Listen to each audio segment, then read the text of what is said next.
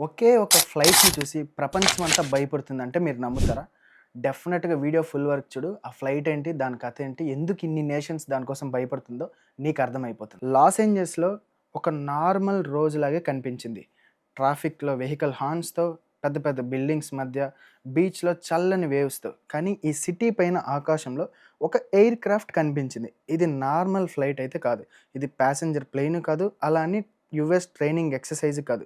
ఇది world end అయ్యే situation కోసం డిజైన్ చేసిన ఒక స్పెషల్ ప్లేన్. 51 ఏళ్ల తర్వాత అమెరికా యొక్క మోస్ట్ సీక్రెటివ్ ఎయిర్ క్రాఫ్ట్ మళ్ళీ ఎగిరింది. ఈ ప్లేన్ పేరే డూమ్స్ డే ప్లేన్.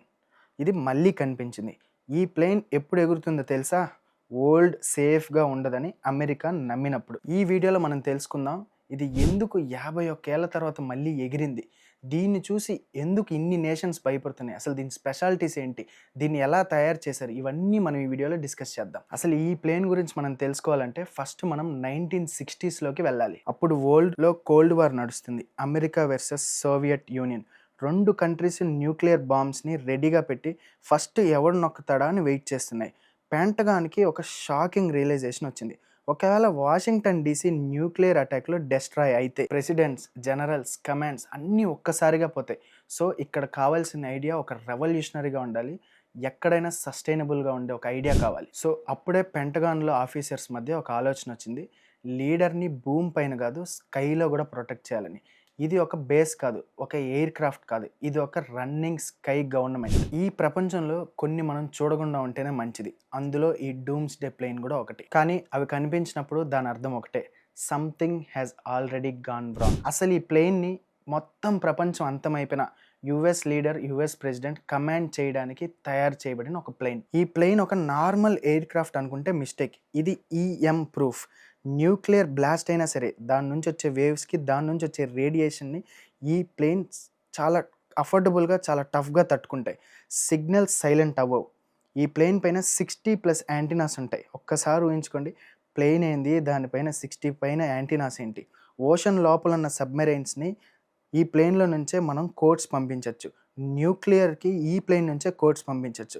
ఇంకా మెయిన్ డెజర్ట్ లోపల ఉన్న మిసైల్ సిలోస్‌ని కూడా ఈ ప్లేన్‌లో నుంచే మనం యాక్టివేట్ చేయొచ్చు. ఎయిర్‌లో బాంబర్స్‌ని కూడా ఇది ఒకే ఒక క్లిక్‌తో యాక్టివేట్ చేయగలుగుతాయి. ఈ ప్లేను డేస్ వరకు గాల్లోనే ఎగురుతుంటాయి. మళ్ళీ చెప్తున్నా, గంటల వరకు కాదు, కొన్ని రోజుల పాటు ఇది గాల్లోనే ఎగరగలిగే సామర్థ్యాలు దీనికున్నాయి. నేను ఈ ఛానల్ స్టార్ట్ చేసింది ఒక థింకింగ్ ఆడియన్స్‌ని ఎంగేజ్ చేయడం కోసం.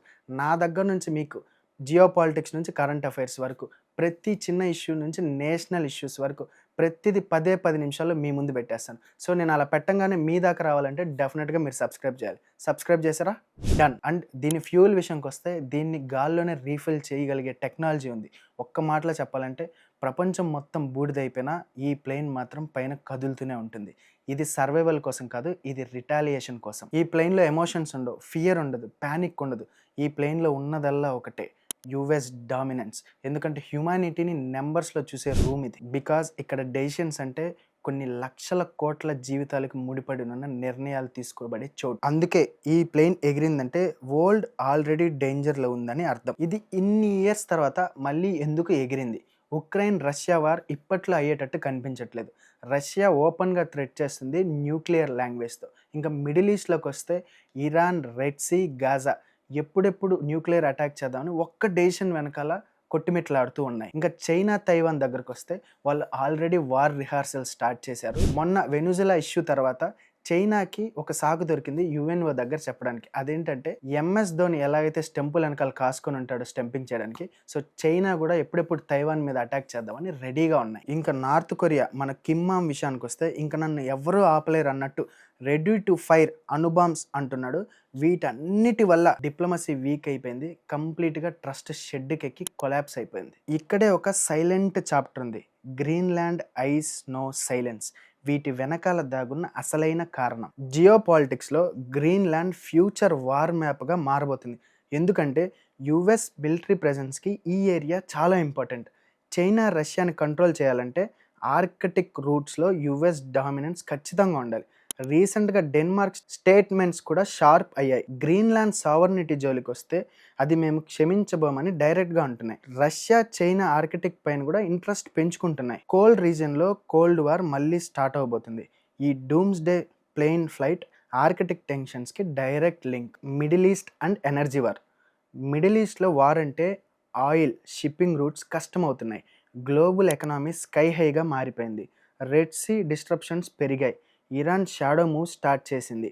అమెరికాకి ఒక్క మెసేజ్ అయితే క్లియర్, మల్టిపుల్ ఫ్రంట్స్ నుంచి మల్టిపుల్ థ్రెట్స్ వస్తున్నాయి. అందుకే గ్రౌండ్ కమాండ్ రిస్కీగా మారిపోయింది. ఎయిర్బోన్ కమాండ్ సేఫ్ అని అనుకుంటుంది. ఈ ప్లేన్ ఎగిరిందంటే అమెరికా వర్స్ట్ కేస్ని రియల్గా ట్రీట్ చేస్తుంది. Future consequence and American mind set. America ఇప్పుడు పీస్ కోసం కాదు, కంట్రోల్ కోసం ప్రిపేర్ అవుతుంది. Control over chaos, control over escalation, control over retaliation. ఈ ప్లేన్ ఎగ్జిస్టెన్స్ ఒకటే మెసేజ్, మొత్తం వాషింగ్టన్ మస్ అయిపోయిన లీడర్షిప్ మాత్రం సర్వే అవ్వాలి, ఆర్డర్స్ మాత్రం కంటిన్యూగా రావాలి. నెక్స్ట్ వచ్చే కమింగ్ డేస్లో వార్ న్యూక్లియర్ రిహార్సల్స్ చాలా నార్మల్ అయిపోతాయి. Doomsday plane and doomsday తిరగడం కూడా చాలా ఫ్రీక్వెంట్గా కనిపిస్తుంది. When war preparation becomes routine, అప్పుడు మిస్టేక్స్ గ్రో అవుతాయి. న్యూక్లియర్ మిస్టేక్స్లో ఒక్క అండో బటన్ కూడా ఉండదు. ఈ ప్లేన్ సివిలియన్స్ కోసమైతే కాదు, కానీ ఈ ప్లేన్ షాడో ప్రతి ఒక్కరి మీద పడుతుంది. ఎందుకంటే ఈ ప్లేన్ ఎగిరిందంటే హ్యుమానిటీ దాని అంచుల మీద ఉందని అర్థం. నా దగ్గర నుంచి మీకు ఒకటే ఫైనల్ క్వశ్చన్, ఈ సినిమా క్లైమాక్స్ వరకు వెళ్ళకుండా మనం ఇంటర్వెల్లోనే ఆపగలుగుతామా? డెఫినెట్గా మీ ఒపీనియన్స్ని కామెంట్స్లో రాయండి. This is Prithviraj Kane works signing of.